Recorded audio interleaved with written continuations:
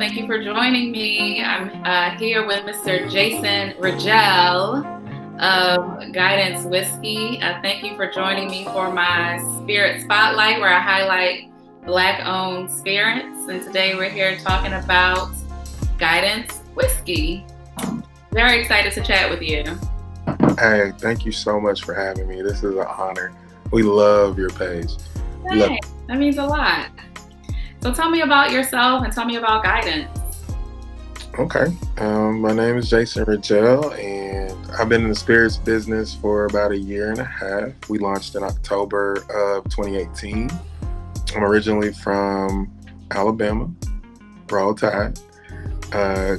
Graduate of Tennessee State University, go Big Blue. Okay. Lived in California for about 10 years, and now I'm back in Nashville, Tennessee. So tell me how you started Guidance. What made you want to start a spirits business? Why the name Guidance? All of that good stuff. Okay. Well, I'm in the medical industry by trade. You know, most when you find a lot of minority spirit owners, we all have our day jobs. So I'm no different. So I'm in medical equipment sales. How sexy is that? But it does make you connect with a lot of people, and doing a ton of events, charity events, all kinds of things to get the word out for that. I noticed the alcohol consumption was at an all-time high, and it was a space that we were not in. And I was living in LA, and I wanted to jump into the game, and the first thing I decided to do, I wanted to do a sake. I was gonna be the first Black owner of a sake. I love sake. Heard a lot of people do. It's growing really fast. I reached out to a friend of mine. Her name is Stacy Thomas. She was a wine broker at the time, and actually one of the only Black sake experts in the country. And I called her and I was like, "Hey, I want to do this sake," and she just went off like, "Oh my God, it's great! I can't believe it!" And she sent me about 30 sakes to try. Okay. And it was just something I couldn't drink every day. I liked it. The novelty of it's good. The history of it was cool. But after a long day of work, I just wasn't coming home and popping the sake. And so I was like, "Stacy, maybe later, but I can't start with that." And it was around that time that I was deciding to move back to Nashville. And at that time, they were trying to change the laws of what makes a whiskey a Tennessee whiskey. And people hear me say this all the time. Anytime they're trying to change the laws about something, it's because it's a big industry. So we decided to go the whiskey route. And that's what I drank. That's what I grew up drinking. That's my drink of choice. So we decided to start there.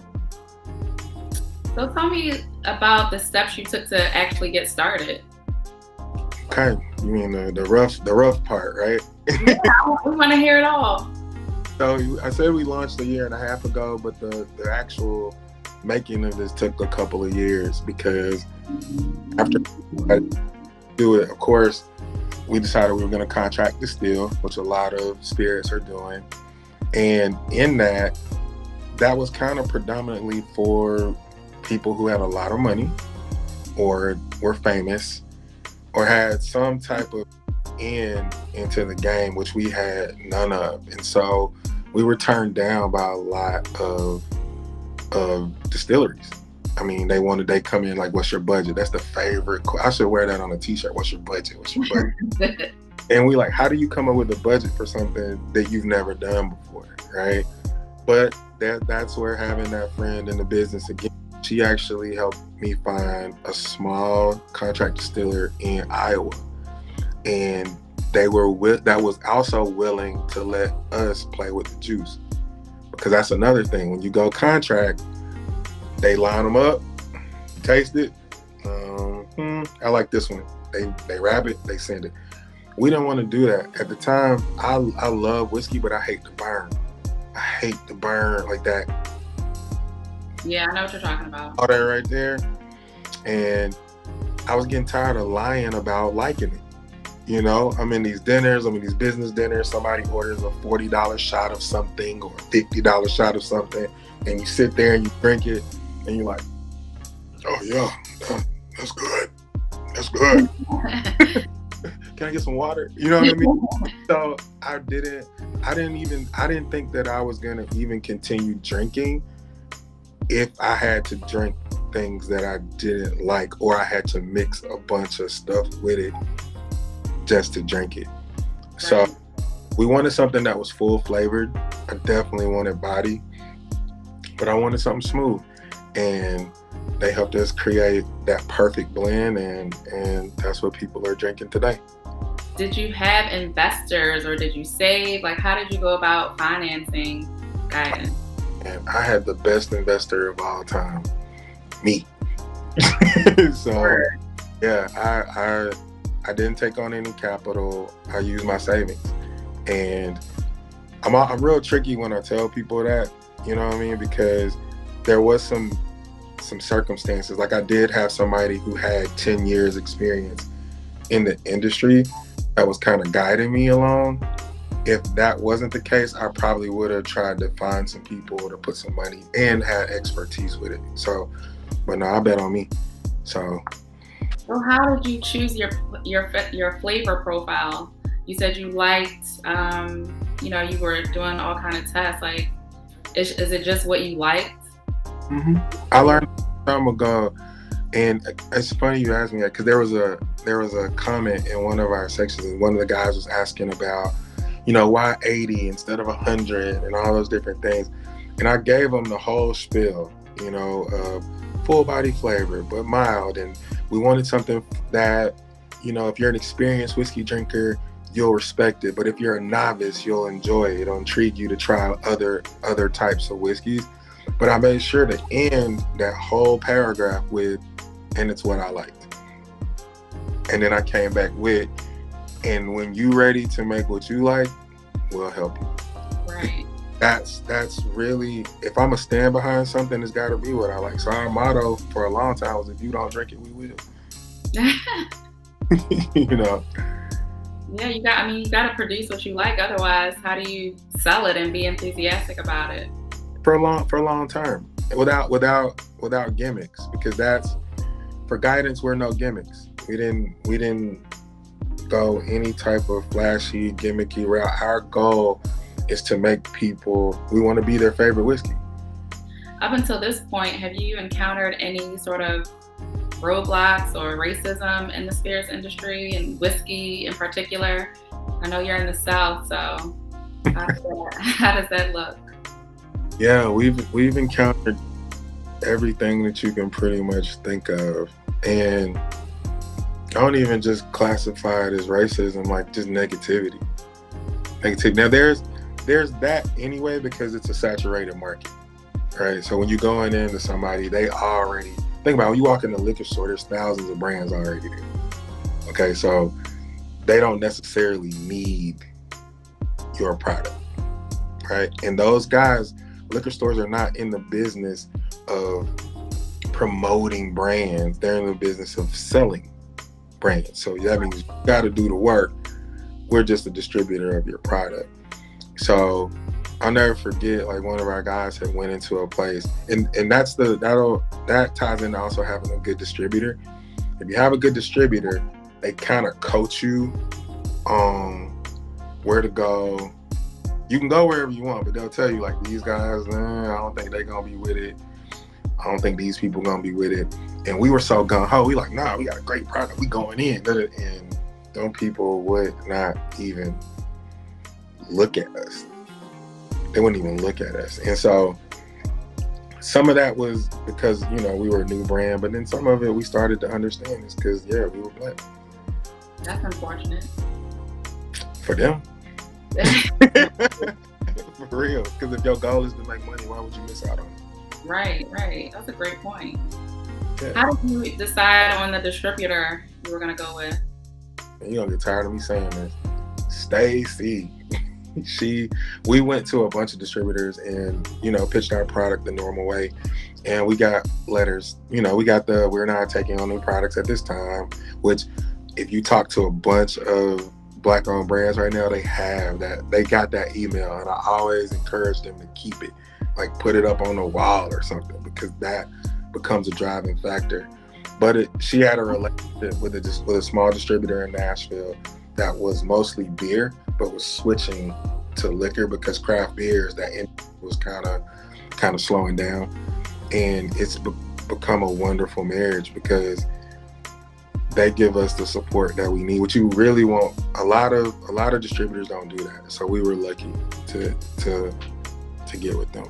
Well, does Stacey have her own consulting firm? I feel like she could. StaceyWines.com. She's a broker. Oh, okay, awesome. Would you have done anything differently on your path with guidance? Let's see. Yeah, I would have started earlier. Just not even fathoming that we could do this is one of the things that I look back and say, I could have had this brand for 10 years instead of a year and a half. How many states are you guys in right now?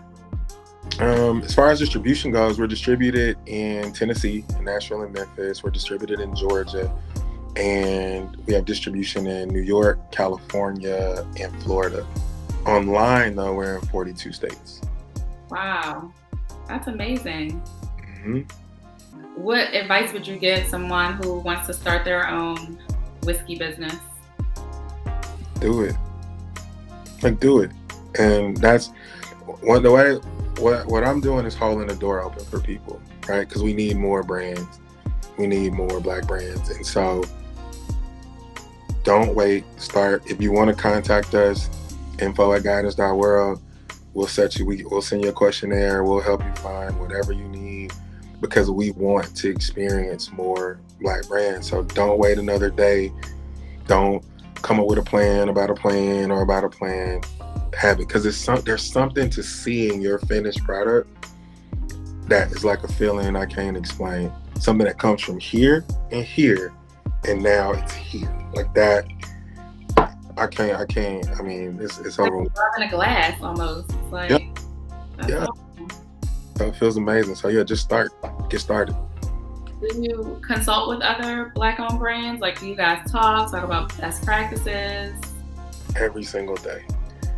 And thanks to you, I've been able to locate more of those brands. So thank you so much for the list and stuff that you put together. Like that's made our job a lot easier. Awesome. Because we don't get pressed. If you look before last year, if you typed in Black-owned spirits, there was nothing. It was the same exact story. It was Uncle Near's, right?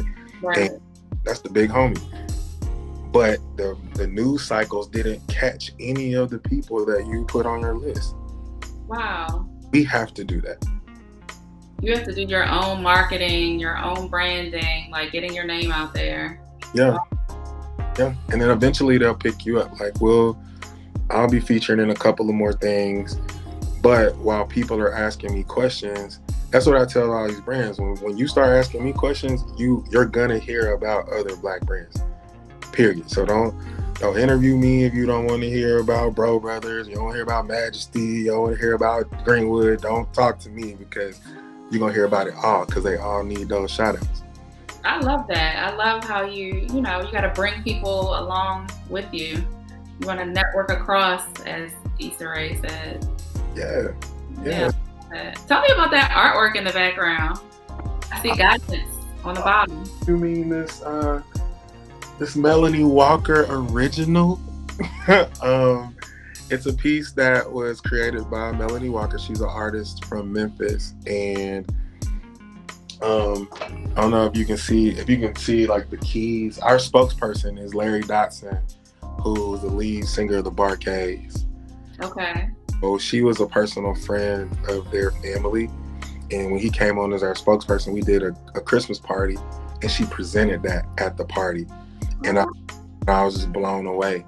And since then, we've started just collecting art for the brand, music, poetry, anything that people create we want it. I think I gave the example, like you go to a museum now, you see the artist of their time. You see what they created that was commissioned for the kings and queens of that time. But we the kings and queens of this time. And I'm commissioning art from artists of our day to represent our brand. So it's actually history in the making. Word up. I love that. Hopefully this will be a museum one day, right? Yeah. And your own museum, Guidance Whiskey Museum of Tennessee or whatever. I was looking at, I'm going to call it the GAL. Yeah. What does it stand for? My daughter. Oh. Yeah, we call her, that's my little gal. Oh, cute. How old is she? 6 months old. Oh my gosh, she's a baby. Baby. And so she sits in 90% of my meetings. 90%. So she'll be running all this one day. Yeah, that's what this is about, like generational wealth and passing along Black-owned businesses through the generations. And legacy, right? Yeah.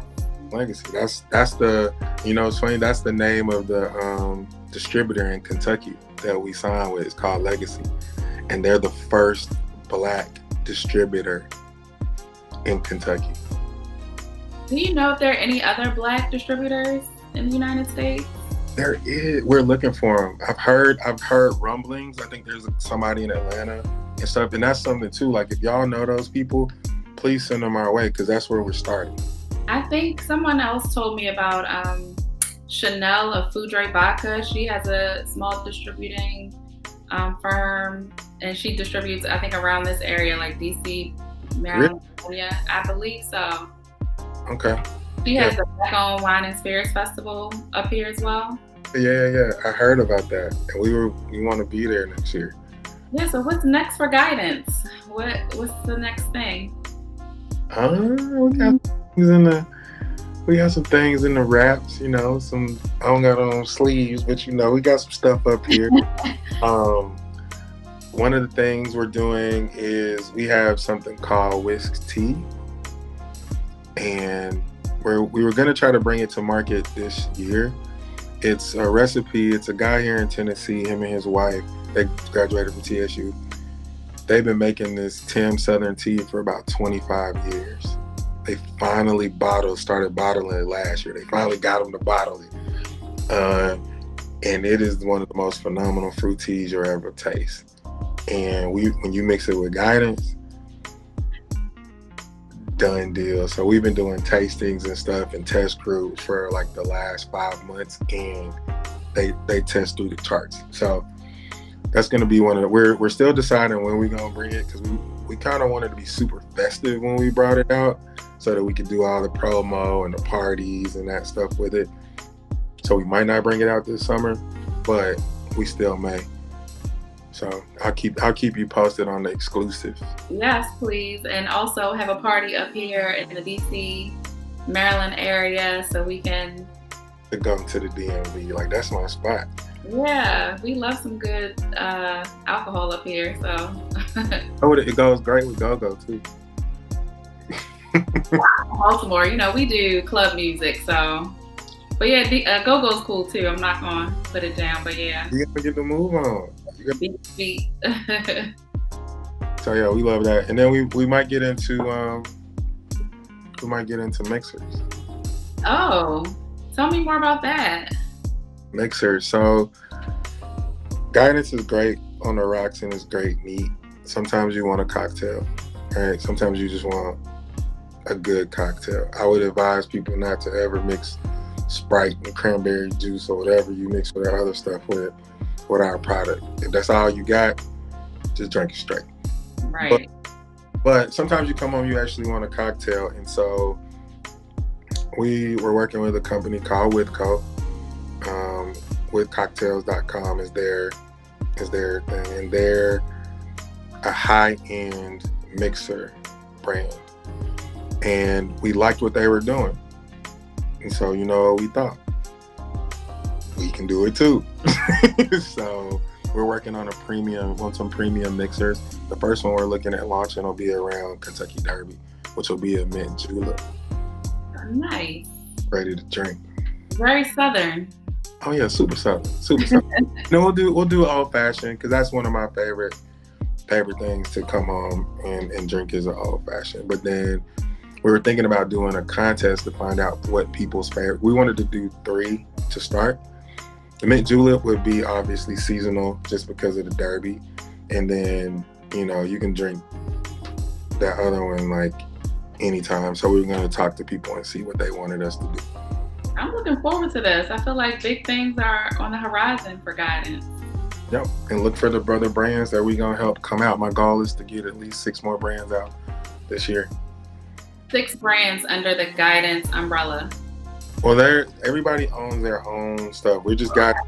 Well, that's a good question because a lot of people do ask me that because we promote a lot of other brands from our platform. And the first question the Black folks want to know is, do you own all of those? You own? And the answer is no. That's why we call it Guidance Family. Like you don't own your mother, you don't own your father, your sister, your brother. These are all people. It's called willful collaboration. And that, if you look at the Black Wall Street that we talk about so much, that's where all it was. We choose to work. Collaboration. Yeah, because we can all make money together. When people talk about ownership, they really just want to know if you're making money. Because we associate ownership with money. What I associate ownership with is full responsibility as well as liability. So you be careful when you trying to own something that you don't control all of, because there's no telling what they do or their business practices or any of that. Now, if we want to work together and make money, that's fine. We can promote, we can do all that stuff together. We can do that all day. But your brand, especially for these Black brands that are coming out, that's for them to give to their children. Guidance is for my sons and my daughter. It's not to be siphoned off piece by piece by piece by piece to people. That's not how that's gonna go. I feel like you figured out the keys to the kingdom for real. Is that what it is? Yeah. Trial and error. So I hope that, my errors through trial can help the next person elevate quicker. So who's in the Guidance family? Man, Guidance family. So it starts out, we have everybody that went to TSU is in the Guidance family. Like I can't even lie, the support that's from my university family has just been overwhelming at times.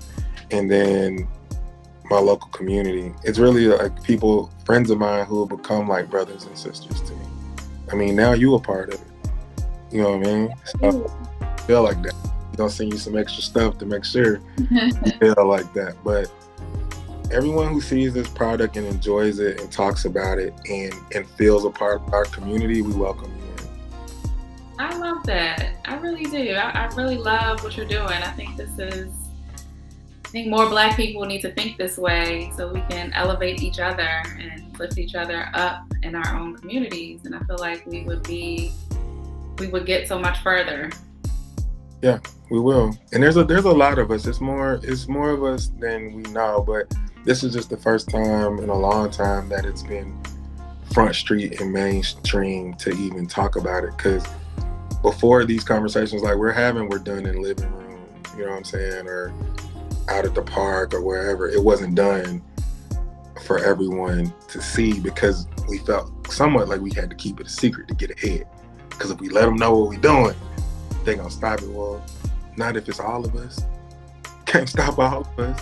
So that's why we're going for market share. When I go to a place and say, hey man, you want guidance and you got to bring in these brands too. Other people scared to do that. I'm not. You want me, you got to bring them in. And does it work? Like, do you find people receptive? It always works for me because if they agree and they take it, we all make money. If we don't, we still make money. We just don't make it with them. So what brands are you bringing on board with you? Ooh, glad you asked. All right, so next coming out, we got Greenwood Whiskey.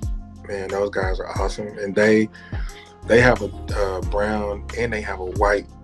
They have a white whiskey that every distributor told them no, it would not work. And it was so funny because we were thinking of doing a white whiskey. And so when I heard that they had one, I called them. I'm like, hey, we'll just support y'all's. So why wouldn't people love like the white Hennessy? People go crazy for that. it was distributors dictating, telling these artisans what their people would patronize. How that work? How does that work? So I'm glad they stuck with it and with their own vision. Yeah, and when they in Greenwood, just the story. I mean, Greenwood, that's the Greenwood district. That's Black Wall Street. That's Tulsa, Oklahoma. So I mean, just the history of how they chose the name and how they tie everything into Black history is dope. And then we have Twisted Sisters, which is a wine, and that you'll have to get them on here. Like, their story is amazing. And one of their first blends is a barrel blend red. And if you're a wine drinker and you enjoy whiskey and bourbon, you never tasted nothing like it. You got me intrigued. Yeah, we'll send you a care package. Yes, please. I got you. And awesome. And Timeless too. Oh yeah, Timeless. So Timeless is now, they're in Texas and they also are online, but now they have distribution in Nashville as well. So that was one of those brands that we like, hey, we gotta have them. But our guys here, it wasn't a take it or leave it type of situation. I was just telling them, like, we want to keep our family together, and they were like, cool. Is there like I mean, I know like in Kentucky there's like a bourbon trail. Is there like a whiskey trail in Nashville, you know, between you and? There's not a whiskey trail, but we are, for everybody listening, we are working on like the Underground Whiskey Railroad. And we want to, because we want to do a Black Spirits tour next year and start on the West Coast and work our way east. And we're looking to contact bars or restaurants, and for the weekend they only serve Black Spirits. They only serve Black Spirits. Now what that'll do is, to be able to serve a Black Spirit, you got to have distribution. So they got to work with them to get distribution. Then you got to purchase their brand. So these spirit companies are gonna make money, but we're only gonna highlight your place if you only do all Black Spirits for the weekend. And people can come, and we did it like that just in case there's social distancing is still having to happen. You can still get, even at 50%, you can still get a nice flow through of people to taste all of this goodness. That sounds amazing. Please you gotta let me know when that happens so I can join you at some point on the tour. Oh, of course. We're looking forward to it. You can report live. Oh, I'm in there.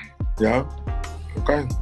Awesome. Well, thank you so much for joining me today. I really appreciate you giving us the keys to the kingdom. And I'm sure, people will go out and buy Guidance. Tell them again where they can find you online. GuidanceWhiskey.com, and you can follow us at Guidance Whiskey on Instagram and Guidance Whiskey on Facebook. Like I gave you that little game, FCK Rona. Use that code and save 10%, and we'll ship you out some love in a bottle. I think we're gonna take that. Look, I helped you market your product. That's how good you are. Like, even when you're not trying. Thank you. I appreciate that.